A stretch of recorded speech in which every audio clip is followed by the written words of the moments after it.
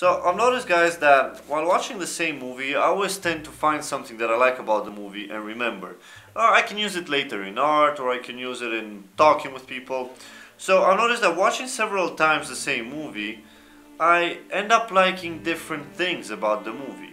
You know, especially the last thing that I always like about the movie is the ending.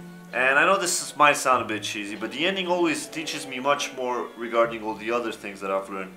Like, for example, how everything is tied together, you know?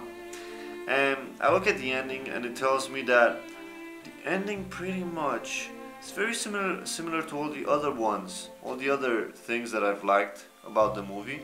As in that all of those things that I liked are endings in themselves because they form stories by themselves. These small lessons that I've learned from the movies. So how about you pick your deck up and we get into making an ending together.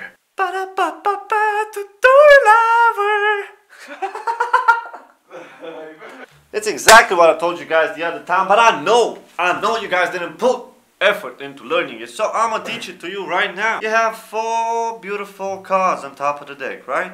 Now it might be a bit helpful if you take these cards that you have and you bend them and you have them on top. And see, you can just keep your hands like this, the cards are going to be bent and it's much easier for you to pick them up with your index finger.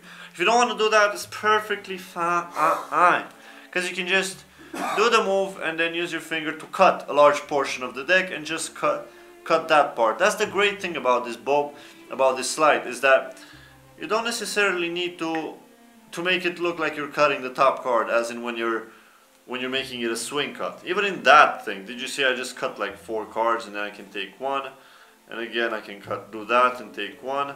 You know, I can just go like that, but that one is a bit more difficult. That's why I was gonna teach it to you guys this first one. So you control the four of a kind to the top using your favorite control or using any controller. You just call them while you have the spectator name a card. You're going through the deck and you're calling the cards to the top. So let's say you've called them to the top, and you just take a quarter of the deck. You retain that card. Did you see how easy it was for me to just drop it there? I drop it, I talk, boom. I take another part of the deck, I leave it down, boom, next card. I take another part of the deck, oh damn it.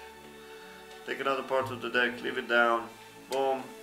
And the last one, you can go like this. And it's pretty self-explanatory if you guys have learned the other move that I've taught you in the I forgot how it's called, something force, I don't know, you guys check out the 3 videos ago. There's not much explaining to do here. You guys just put in application what I've already taught you, bend those nice little cards on top, and you have yourself a beautiful 4 of a kind production. Now, regarding the pattern, I used a movie pattern because what I said was really true. I really like doing this about movies, seeing the same movie on, and I really feel like I learned something from the movies. Now, in the pattern that I used, there wasn't really an example. And if I don't use an example, it just sounds like verbal masturbation, which is philosophizing, or it sounds like a rehearsed thing. Whereas if I can take a movie, for example, Demolition, in which Jake Gyllenhaal plays, I've been watching that, I think I saw it 6 times. And the thing that I do is I never watch the movie until the beginning, until the end. I always watch it 5 more minutes. And this, you see, the small little thing that I just told you now motivates why from the entire deck I've only selected a few cards. And the rest of the cards, you know, they were like this. And the rest of the cards haven't been selected because those are seconds I haven't watched yet.